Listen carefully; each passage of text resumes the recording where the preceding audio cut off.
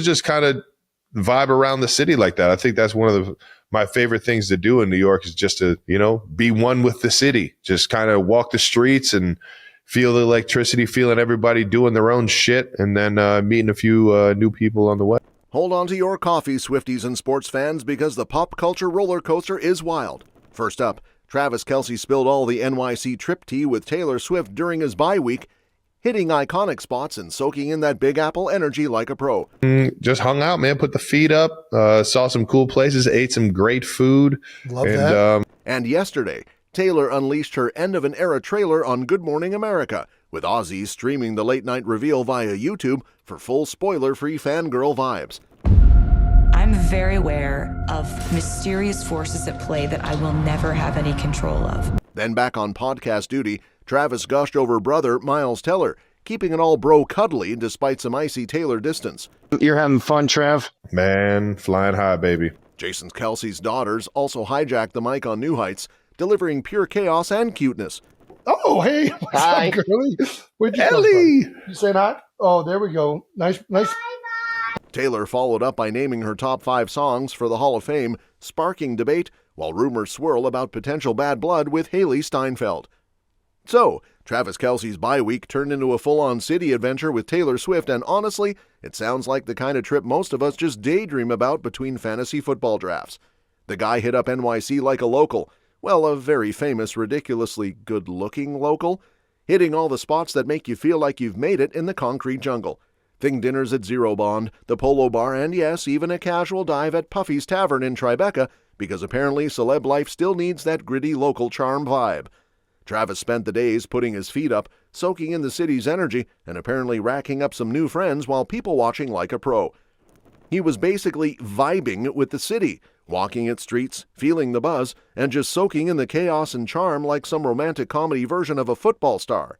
The kind of thing where he's elbow deep in Midwestern sensibility one minute and fully embracing New York's electric madness the next. Just kind of vibe around the city like that. I think that's one of my favorite things to do in New York is just to, be one with the city, just kind of walk the streets and feel the electricity, feeling everybody doing their own shit, and then meeting a few new people on the way. He's still geeking out over the seasonal shift and the crisp fall air mingling with the city's pulse, basically showing that even a tight end can have a soft spot for pumpkin-spiced urban life. Of course, Taylor's been living and breathing New York long before Travis came along, turning it into her personal playground for songwriting and life inspiration. She's the type who will tell anyone willing to listen, or even those just mildly interested, to pack a bag and experience the city firsthand. Travis clearly caught the vibe because he's now all about that people-watching, street-walking, electricity-feeling lifestyle, and insiders joke he could probably dance to the city's rhythm forever if Taylor lets him. Keeping that NYC energy rolling, it's not even about bye weeks anymore. Taylor just dropped news that's got the fandom buzzing like a stadium at kickoff. The pop queen is hitting up Good Morning America today, Thursday, to unveil the official trailer for her end-of-an-era docuseries. And insiders say it's packed with the usual Taylor flair, Easter eggs, surprises, and maybe 1 or 2 moments that'll have fans screaming into their pillows. The timing is classic Swift, 7 a.m. Eastern, which is 11 p.m. AEDT in Sydney and Melbourne. So yes, Australians, get your snacks ready and prepare for a late-night pop culture marathon. While GMA isn't exactly a household staple down under, all the episodes get uploaded to the network's YouTube channel, so you don't have to miss a second of the trailer reveal or any subtle hints she's dropping.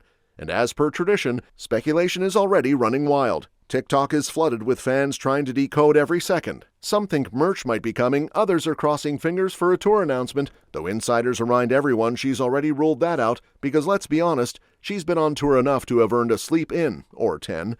Some fans are joking she might even announce that Disney will televise her wedding, or that they personally get to be her maid of honor. Hey, dream big, right? The docu-series itself is shaping up to be a deep dive into the whirlwind of her most iconic period, the Eras Tour era that smashed records, made her a billionaire, and even changed the trajectory of her love life.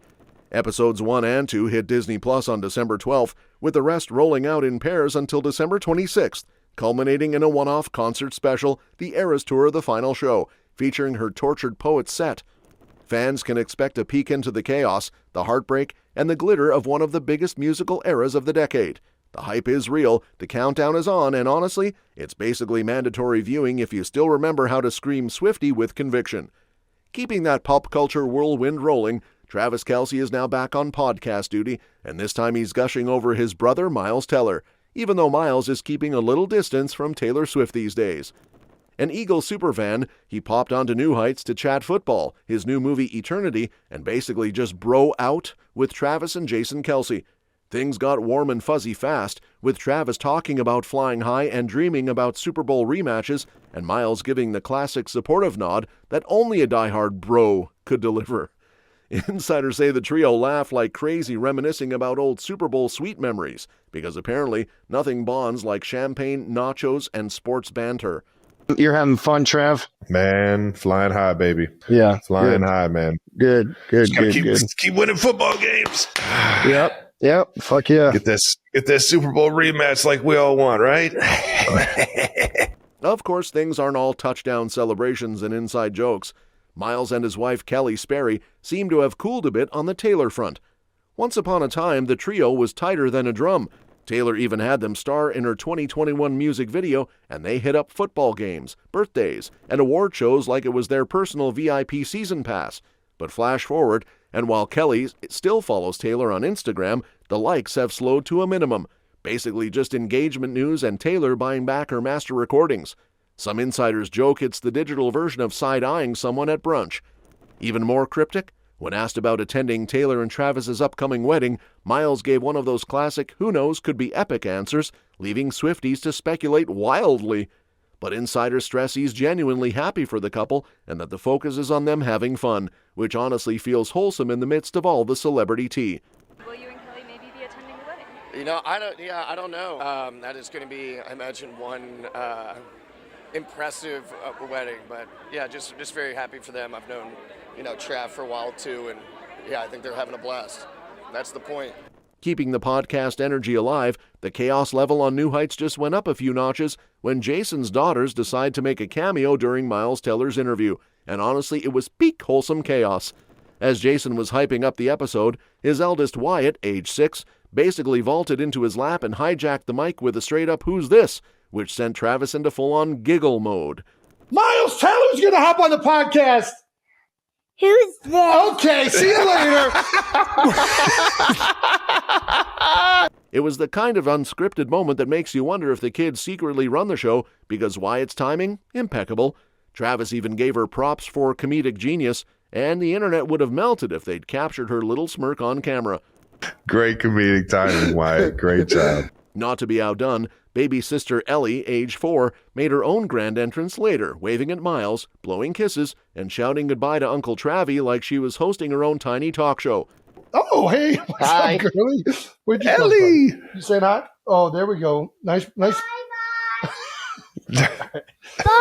Uncle Travis. Nice. Thank you, sweetie. Miles tried to stay focused on football banter and his movie plug, but let's be real, the girl stole the spotlight faster than a punt return touchdown. The adorable interruptions even sparked a conversation about Jason's post-NFL parenting. He loves the chaos, holiday prep, and just being around more, even if his schedule is now a wild mashup of family, podcasting, and everyday life. Between Wyatt and Ellie's mic time and the Kelce brothers' banter, the episode turned into a mix of sports talk, Hollywood chatter, and pure kid energy. Basically a cocktail no one knew they needed but now can't stop watching.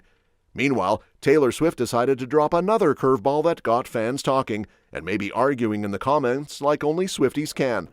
The pop queen went full-on reflective mode and picked her top 5 songs to represent her legacy for the Songwriters Hall of Fame. And insiders say the selection had some jaws dropping. The list?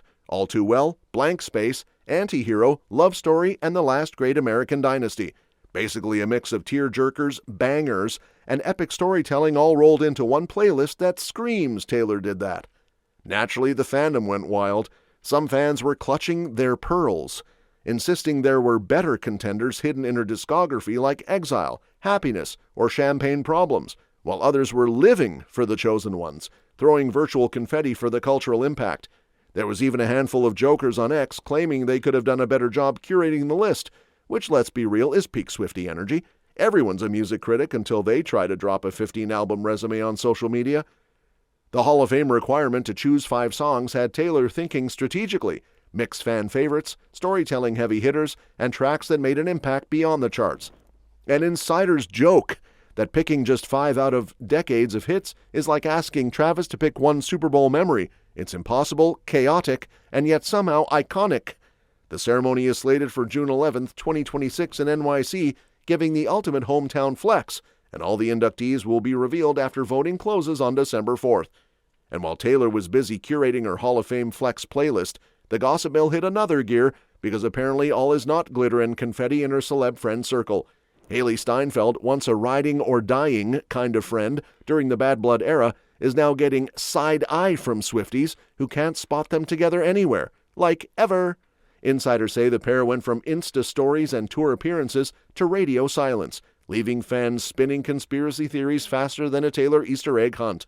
Some reckon it's nothing personal and just the natural drift of A-list friendships, while others are clutching their pearls, convinced there's secret bad blood brewing somewhere between Grammy stages and NFL sidelines. Adding fuel to the fire, Hailee's been spotted cheering for her hubby Josh Allen's Bills instead of Travis Kelce's Chiefs.